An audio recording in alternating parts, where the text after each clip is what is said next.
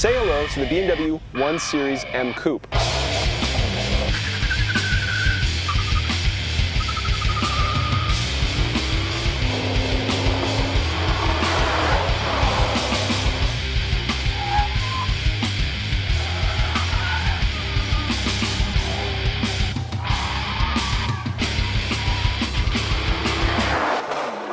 This is the smallest and lightest M car you can buy right now, and it also has the most powerful straight six ever offered in an M, with 335 horsepower and 332 pound-feet of torque. Now that changes to 370 pound-feet when you activate overboost. This is intended as a purist car. It only comes with a 6-speed manual transmission, and you can't get it with a sunroof. Hello, Carlos. Funny seeing you here. Oh, hi, Johnny. Nice M3.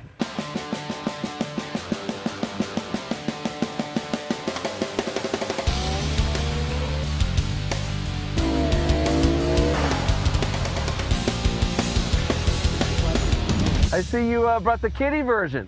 And you're in the Fat Man. This fat man's gonna wipe the road with your little munchkin. I don't think so, Johnny. Oh, I think so. I challenge you, sir, to a duel. That's it. It's on.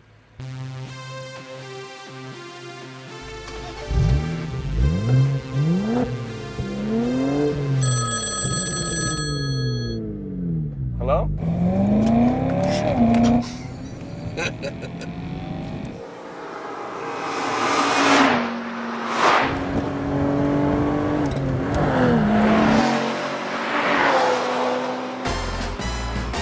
So how's Frankenstein Jr. doing back there? Frankenstein Jr. is doing just dandy because Frankenstein Jr. was assembled with a bunch of parts from your car. It's true, it has a bunch of parts from my car, but let's think about this. I have 8 cylinders, you have 6 cylinders. You have 1 clutch, I have 2 clutches. You have 7 gears, I have 6. Let me educate you on another number, 37. That's how many more pound-feet of torque I have. But get this, 370 pound-feet of torque. That's almost 100 more than you have. How long do you get that extra torque for? Long enough to show you my taillight, fat man. And how fast does that thing go down the quarter mile? The same speed yours will do it. So in other words, you don't even have enough torque to really go an entire quarter mile. They only give you like 7/8 of a quarter mile, which is some horrible BMW fraction. I tell you what, when I don't have 370, I still have 37 more pound-feet of torque than you do. Uh-huh, but how much horsepower you got? 335. That's interesting because I have 414. When we tested these cars, they both hit 60 at the same time, 4.2 seconds. Now what? Your car's just a little bit lighter, but I mean... Little bit, 300 pounds. 300 pounds lighter. Not only is it 300 pounds lighter, it's also shorter. Its wheelbase is 5 inches shorter than your car. Yeah, so it rides worse. By the way, I always weigh 300 pounds. That's nothing. Now, I gotta ask you this. How high does your engine rev? Does it matter? I'm sorry, I can't hear you. I was doing 8,000 RPMs just then.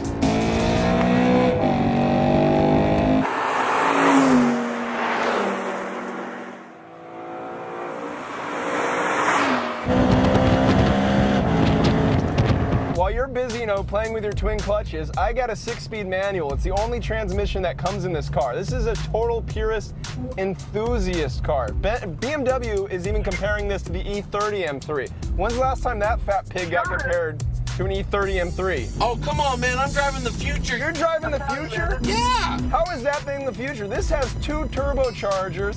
It's got an air curtain thing that, splits the air around the front tires to make its coefficient of drag better. You don't even know what that means.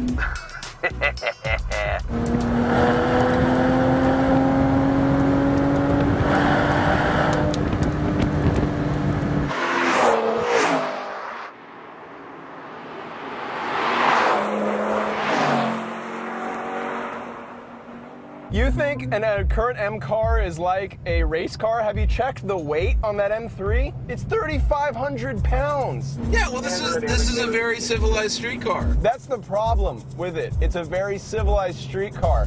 It's made for your Starbucks and for your groceries. Well, Carlos, I gotta tell you, despite your car looking like a hunchback dwarf, it's pretty quick. I'd even be willing to give it a spin. Well, you know what, Johnny? I think trading cars is the only way we're going to solve this. Yeah, I think you're right. Let's do it.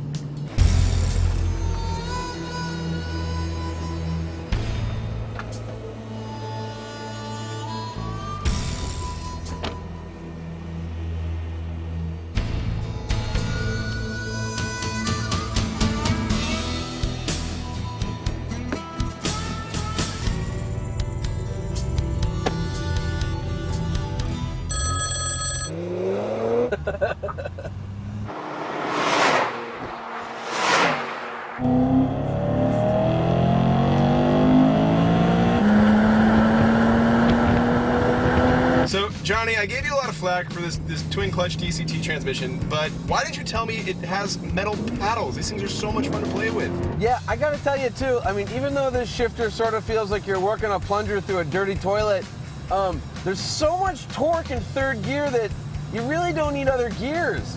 Who cares? This has 7 gears. I could choose as many. It's almost like a CVT at this point. Although better, because it's fun.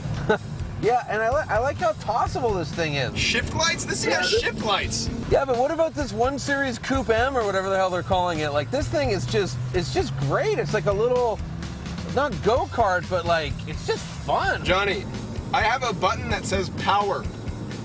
I have never driven a car with a button that says power. That's like something I've dreamed about since like 8th grade.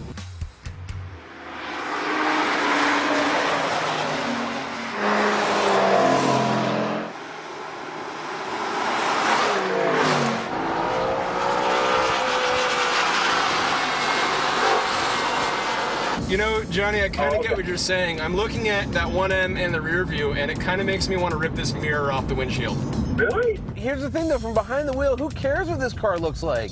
It really handles wonderfully. Well, have you seen Cars? It looks like it belongs in Cars. It's really cute, and I don't think an M should ever be cute. And yet that one is. It's a problem. Huh. Well, looking at your car, it looks aftermarket, man. Like, it's like they bang the exhaust on, carbon fiber roof. I mean, talk about tacky. What's with those carbon fiber, like, fangs up front? Come on. Who are you trying to impress? I want to get this exhaust on CD so I can just listen to it and fall asleep to it at night. Yeah, well, you are a weirdo, but listen, I think this is the M3 for $30,000 less.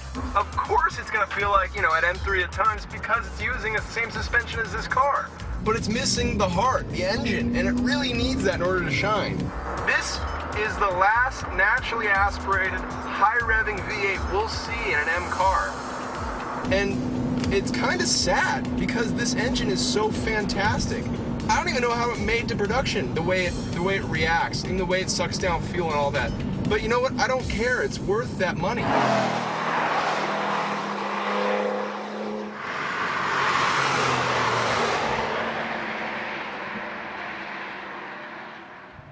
If there's one thing I can take away from this experience driving both these cars back to back, it's that you are as stubborn as a mule. And you're as big as one.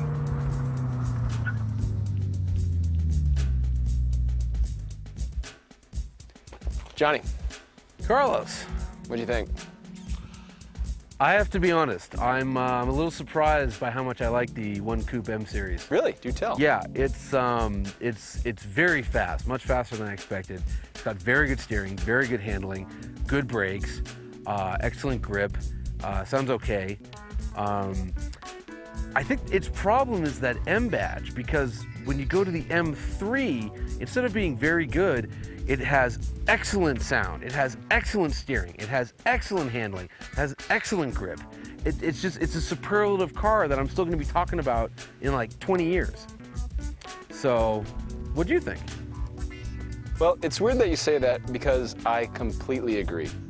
The M3 is such a phenomenal driver. It's the one I'm gonna be telling my kids about. Everything about the way it handles, the way it steers, the way the engine sounds makes me just want to drive it more. The 1M, though it has a wonderful powertrain, though it hugs the road so tightly, it just doesn't feel special. So we're in complete agreement here. Really? You and I are in lockstep agreement about 2 cars? Yeah. It's a little awkward.